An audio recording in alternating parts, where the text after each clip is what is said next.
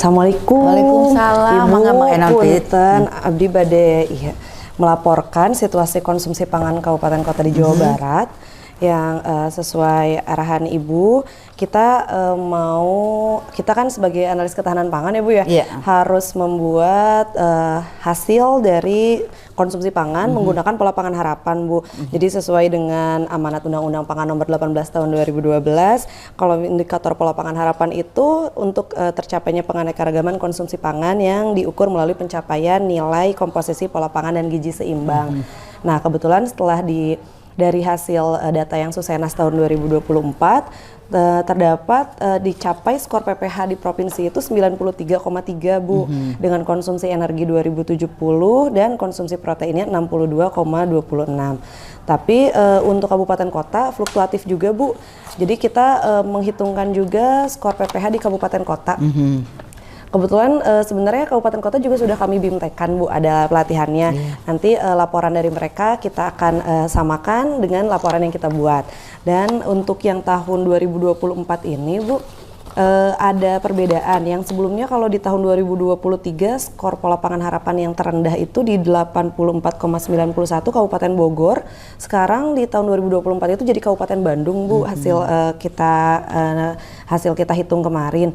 Nilainya 85,10. Hasil harmonisasi dari Susenas mungkin ya itu. Betul, hasil harmonisasi Susenas menggunakan yang dari pusat langsung sistemnya. Nah, itu Kabupaten Bandung yang pertama, lalu Kota Bogor yang kedua, dan Kabupaten Bogor ketiga. Jadi kalau Kabupaten Bogor waktu itu paling rendah, sekarang Kabupaten Bogor tiga terendah lah. Ada peningkatan sedikit. Ya. Iya, tapi Kabupaten Bandung asalnya masih di jauh gitu ya, di kedua, sekarang di pertama, lalu Kota Bogor juga, dan Bandung Barat sama Purwakarta. Ini sih yang agak kita harus pertimbangkan lagi untuk mungkin nanti kegiatan-kegiatan di kabupaten-kabupaten itu Bu. Tapi setelah kami sesuaikan juga dengan hasil perhitungan di hasil analisis FSVA, itu kan di tahun 2023 dan 2024 Bu. Yang tahun 2023 itu sebenarnya ada Kabupaten Garut, Indramayu, dan Kuningan ya Bu yang di prioritas 1. Kemarin kita memang fokusnya di prioritas 1 dulu Bu, untuk yang paling awal yang harus kita intervensi dari FSVA. Di tahun 2024 ini ternyata Kabupaten Kuningan Bu yang dapat yang prioritas 1 harus di intervensi segera ya. Iya Bu. Jadi kalau misalnya, nah ini Bu, saya sekalian mau konsultasi dengan adanya PPH yang mungkin beberapa kabupaten terendah dan juga FSVA juga ada Kabupaten Kuningan. Apa semua kabupaten ini kita lakukan intervensi bersama serentak Bu? Kalau menurut saya intervensi lebih diprioritaskan terlebih dahulu ke P1 sampai P3. Tapi kalau memungkinkan, kalau P3 kan udah lebih banyak ya, jadi prioritaskan terlebih dahulu P1 dan P2, selanjutnya P3. Itu yang menjadi fokus kita intervensi agar pola konsumsi masyarakatnya itu dibenahi, sehingga pengaruh kepada kemiskinan makin berkurang. Karena tadi kalau saya lihat dari laporan yang tadi itu, yang PPH kita baru 93,3, berarti masih ada yang belum ideal kan. Dan kebetulan kalau memang misalnya dengan P2 Bu, Kabupaten Bandung, Kota Bogor, dan Kabupaten Bogor juga masuk ke P2 di FSVA. Jadi memang ini apa ya, ada sinkronan ya, dengan skor pola pangan harapan dan kerawanan pangan dengan FSVA. Nah, ini ada mungkin beberapa intervensi yang ideal yang mungkin sebelum-sebelumnya. Apakah kita juga mungkin bisa ya Bu ya, kita laksanakan lagi fasilitasi distribusi pangan, gerakan pangan murah. Kemudian ASRI juga kebetulan ada beberapa kabupaten prioritas ini yang kita belum masukin, yang anggota keluarga sehat Pekarangan Lestari itu Bu. Lalu ada juga B2SA Goes to School dan juga promosi untuk B2SA di kabupaten itu. Mungkin ya itu terutama yang ASRI itu, karena ASRI itu kan ketahanan keluarga lah. Jadi kita tidak tergantung ke warung atau kemana. Kalau kita mau apa, tinggal memanfaatkan pekarangan sedikit, sejengkal tanah di rumah juga kita manfaatkan biar konsumsi yang masyarakat terutama yang rentan rawan pangan tersebut bisa teratasi. Apalagi yang ASRI sekarang kan kita ada gebrakannya, ada protein hewan ya, ada itu kan lebih telur ayam. Ada lebih meningkatkan terkait dengan protein hewannya juga. Untuk persiapan generasi kita di 2045 nanti kan harus dari sekarang kita Boleh Bu, kalau begitu lakukan. saya akan segera bikin surat dulu mungkin ya ke kabupaten-kabupaten yang memang prioritas awal ya Bu ya, dari tadi hasil dari FSVA yang rentan pangan dan juga yang pola pangan harapannya masih rendah begitu Bu? Iya betul. Oke, nanti saya bikin surat lalu saya sampaikan lagi ke Ibu ya, gitu. Mangga. Hatur nuhun ya Bu ya. Mangga, Waalaikumsalam. Ya, ibu-ibu di sini tuh ibu-ibu kan yang sedang menyusui ya, terus juga temen yang sedang hamil mungkin ya. Untuk konsumsi pangan itu di posisi yang sebagai ibu menyusui dan ibu hamil gitu, sebenarnya itu kan sangat penting ya. Sudah pernah mendapat informasi nggak sih kalau misalnya konsumsi pangan yang baik harus seperti apa? Kalau informasi langsung sih belum, paling baca-baca aja. Oh, baca-baca aja. Nggak apa-apa, saya share sedikit mungkin ya buat teman-teman, buat ibu-ibu yang memang sekarang lagi di masa yang butuh konsumsi pangan yang baik banget gitu ya untuk pertumbuhan janin dan anaknya. Jadi sebenarnya kalau kita ingin bagus, makanan konsumsi pangan itu cukup B2SA aja, ibu-ibu. B2SA itu beragam, bergizi, seimbang dan aman. Mungkin kalau sebelumnya pernah dengar istilah 4 sehat 5 sempurna? Oh, pernah. Nah, tapi sebenarnya saat ini tuh istilah 4 sehat 5 sempurna itu sudah tidak digunakan lagi. Jadi yang update zaman now gitu ya, beragam, bergizi, seimbang dan aman. Nah, apa itu beragam, bergizi, seimbang dan aman? Ini ya ibu-ibu. Jadi kalau pangan itu harus bergizi. Jadi pangannya mengandung komponen-komponen yang cukup secara kuantitas, cukup secara kualitas, dan mengandung berbagai zat gizi yang diperlukan tubuh. Karena sebenarnya kan kalau misalnya, tapi kalau ibu-ibu sedang menyusui, ada satu makanan yang bisa memenuhi semua unsur gizi yang kita butuhkan. Apa itu? ASI Bu. Jadi ASI itu adalah salah satu-satunya makanan yang mengandung semua unsur gizi yang kita butuhkan untuk anak. Tapi itu kan tidak semua orang bisa mengkonsumsi ASI ya, hanya bayinya kita mungkin ya setelah melahirkan gitu ya, bayi kita. Jadi ibu-ibu memang diharapkan bisa sampai 2 tahun itu tetap menyusui karena memang ASI itu udah segala zat baik untuk anak tak ada. Tapi setelah 6 bulan ke sana kan harus makan makanan yang bagus ya Bu ya. Jadi yang tadi harus bergizi. Nah ini nih, jadi harus beragam juga. Jadi beragam itu lebih dari satu macam jenis pangan dalam piring sekali makan sehingga dapat memenuhi komponen gizi secara lengkap. Jadi Bu, kalau makan Ibu biasanya yang lebih banyak nasinya atau lauknya Bu? Nasi. Biar kenyang. Ya itu biasa Indonesian ini style banget ya. Nah sebenarnya semakin beragam dan semakin berwarna, semakin bagus konsumsi pangan kita. Jadi nasi ada, udah gitu lebih bagus lagi ada sayurannya, ada protein hewaninya, apalagi ya untuk hamil dan menyusui itu protein hewani kan ya butuh banget ya untuk anak tuh ya. Dan juga nanti ada vitamin mineralnya, sayur, buah, mungkinnya ditambah susu juga boleh. Jadi itu sebagai sumber tenaga, sumber pembangun, sumber pengatur gitu ya. Beragam, bergizi, terus seimbang. Nah ibu-ibu udah seimbang belum ngasih makannya? Misalnya kalau untuk ibu-ibu yang sekarang lagi menyusui mungkin beda ya dengan dulu waktu masih gadis atau masih sendiri. Diet makanan gitu ya, jadi kita porsinya sedikit. Tapi kalau untuk menyusui memang sih kalorinya harus lebih banyak ya, karena kan untuk 2 orang ya. Tapi selain itu seimbang itu harus seimbang secara kuantitas dan kualitas. Jadi mengandung zat gizi yang diperlukan tubuh sesuai umur, jenis kelamin, aktivitas, ukuran tubuh dan keadaan fisiologi yang tadi. Kalau kita lagi hamil atau menyusui, ibu-ibu boleh tuh lebih banyak karena memang kebutuhan kalorinya lebih banyak. Tapi mungkin anak perempuan dan anak laki-laki beda ya Bu ya. Atlet sama yang biasa bukan atlet pasti beda juga. Jadi itu harus disesuaikan gitu ya makanan seimbangnya. Di ibu-ibu sekarang diseimbangkan ya, kalau udah makan-makan yang kurang bagus, makanan baiknya harus lebih banyak, buah, sayur gitu. Siap.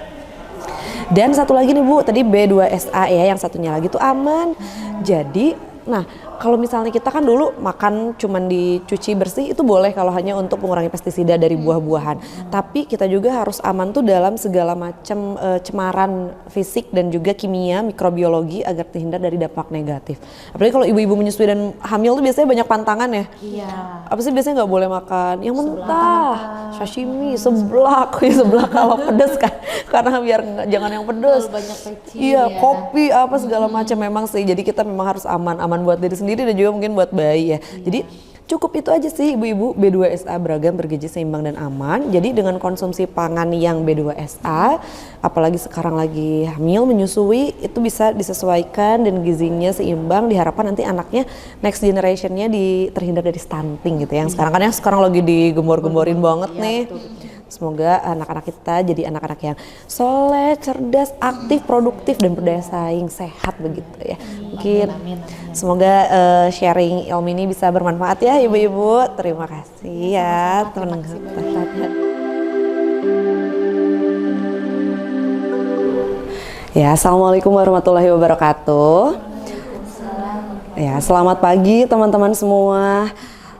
Senang sekali nih hari ini kebetulan saya Arvita, kemarin saya habis ada pelatihan tentang etos kerja. Nah, di pelatihan itu disebutkan juga dan diajarkan untuk anti korupsi. Jadi nih saya mau sharing aja sama teman-teman untuk anti korupsi. Jadi kalau menurut saya korupsi yang Anda lakukan, ketidakpercayaan yang Anda dapatkan. Kenapa? Karena jeng. Nah, ini seperti yang kita tahu, mungkin teman-teman di sini ada nggak yang nggak pernah ngelihat berita ini? Semua udah pernah lihat kan? Ya, jadi korupsi Pertamina, korupsinya juga dari Timah itu hypes banget ya. Dan ini bikin kita sebagai ASN kena imbasnya karena ketidakpercayaan masyarakat jadinya menurun. Apalagi juga kita di beberapa tahun terakhir ada KPK untuk tetapkan Sekda Jabar. Itu juga berbau-bau korupsi di dunia pemerintahan, bikin kepercayaan masyarakat makin turun. Sampai netizen zaman now ya bikin klasmen Liga Korupsi Indonesia. Dan katanya Pertamina sekarang bukan, sebelumnya kan 100 sekian T gitu ya, sekarang naik jadi 900 sekian T, lalu PT Timah turun. Ini sebenarnya hal yang tidak membanggakan gitu ya, tapi dijadikan hal yang lucu oleh netizen gitu. Dan ini juga sumbernya dari Instagram.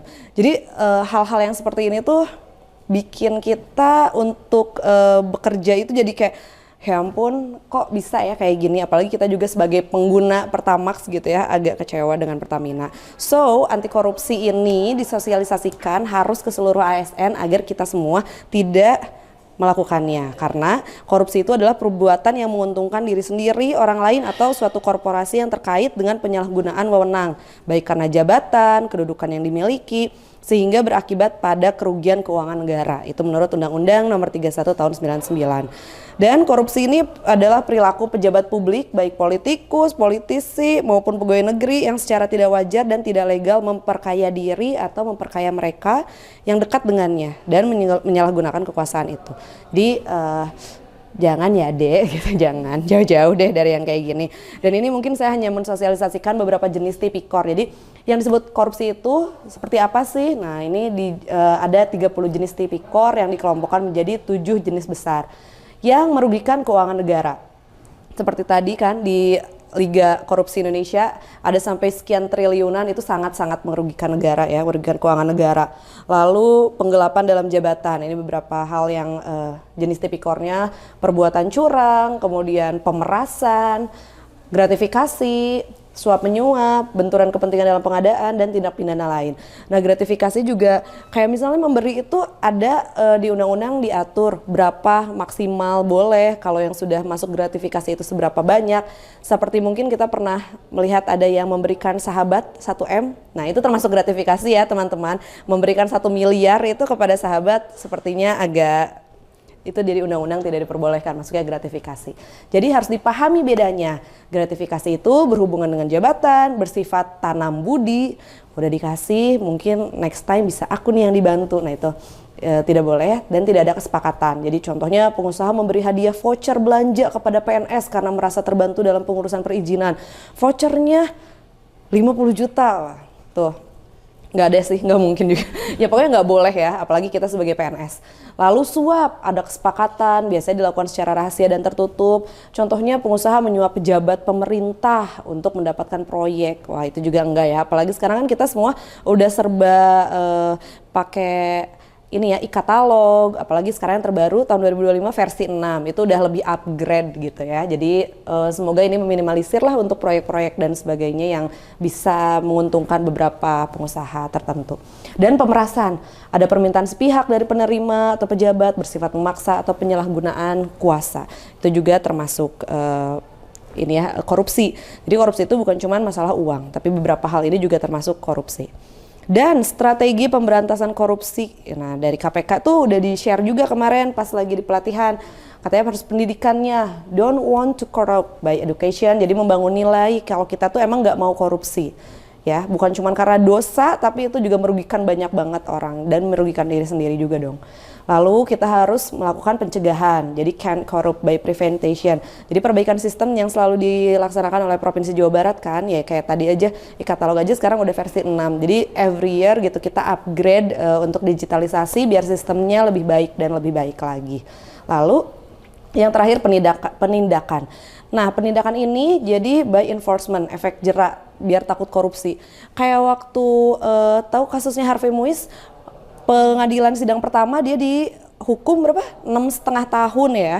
Lalu karena dorongan netizen, akhirnya hukum itu bisa ditegakkan dengan seadil-adilnya dan dia dapat ganjaran di 20 tahun ya kalau nggak salah. 20 tahun dan ini semoga menjadi efek jerak buat teman-temannya yang lain untuk tidak berkorupsi. Jadi apa yang bisa kita lakukan? Kita bisa beraksi yang dapat dilakukan untuk mencegah korupsi. Mencegah mulai dari diri sendiri, dimulai dari hal kecil, mengajak orang lain seperti saat ini dan melaporkan tindakan korupsi yang sudah terjadi. Begitu teman-teman mungkin, jadi biasakan yang benar, jangan benarkan yang biasa. Saya Arvita, terima kasih atas perhatiannya. Wabillahi taufiq wal hidayah. Wassalamualaikum warahmatullahi wabarakatuh.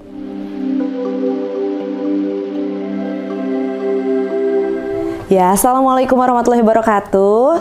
Senang sekali nih saya Arvita di sini bisa berdiri di tengah-tengah teman-teman dari UMKM di sekitar Bandung Raya.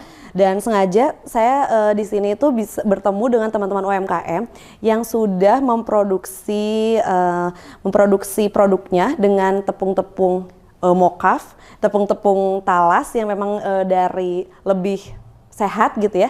Dan juga di sini ada UMKM yang baru tumbuh namun masih menggunakan tepung terigu. Jadi saya hanya ingin mensosialisasikan saja nih kepada teman-teman dan kita akan mencari perbedaan kenapa sih pangan lokal itu lebih baik atau keunggulannya apa aja gitu ya. Jadi teman-teman, di sini kan kalau misalnya di Jawa Barat sendiri mungkin sudah pernah sering mendengar ya kalau kayak singkong. Jadi tepungnya itu tepung mokaf ya, tepung mokaf. Nah, terus ada juga tepung selain singkong tuh macam-macam sebenarnya di Jawa Barat. Ada tepung talas, tepung gandum, bahkan dari pangan lokal yang mungkin masih jarang didengar. Seperti Bapak Ibu mungkin pernah mendengar jalawure? Pernah? Belum? Itu dari Kabupaten Garut. Itu ada jalawure, itu salah satu pangan lokal juga nih adik-adik, teman-teman, Bapak Ibu semua. Terus ada juga tepung Garut. Walaupun itu namanya Garut, tapi emang ada ya tepung Garut gitu ya.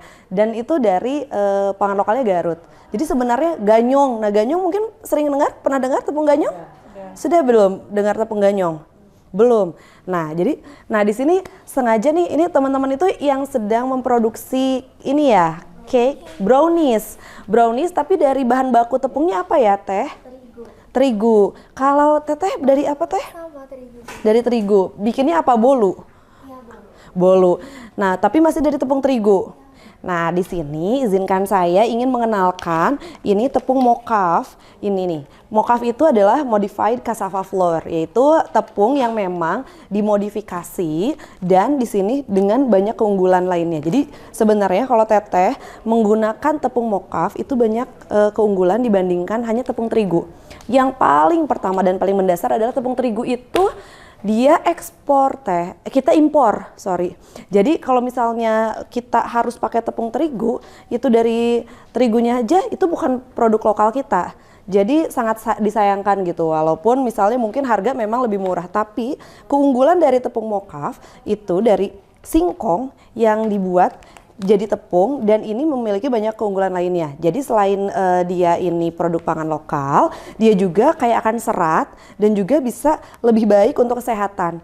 Jadi Teh, kalau kita sebenarnya udah mencoba nih beberapa kali nih di Dinas Ketahanan Pangan dan mencoba ke UMKM yang dengan modified-nya pakai tepung mokaf, walaupun persentase terigu masih ada, kayak ada yang 50-50, ada yang 30-70, tapi hasilnya itu lebih baik dan lebih bagus. Katanya bahkan kalau gorengan itu lebih garing dan lebih renyah gitu Teh.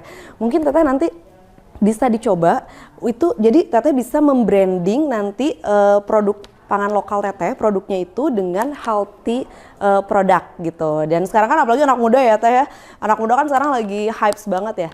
Bu Emma juga nih sudah menggunakan produk dengan pangan lokal ya Bu ya, walaupun harga memang sedikit lebih tinggi kan ya, tapi penjualan bagaimana Bu? Apakah banyak tetap setiap harinya omsetnya? Oh, jadi omsetnya tetap ada ya, walaupun harga mungkin sedikit lebih tinggi, tapi kan sekarang ini ya zaman. Ya, sesuai biaya produksinya pasti memang pasti lebih tinggi ya, cuman tapi kalau dari sisi permintaan sudah lumayan agak meningkat. Iya, karena memang orang sekarang itu cenderung mencari bukan cuman kenyang tapi sehat ya.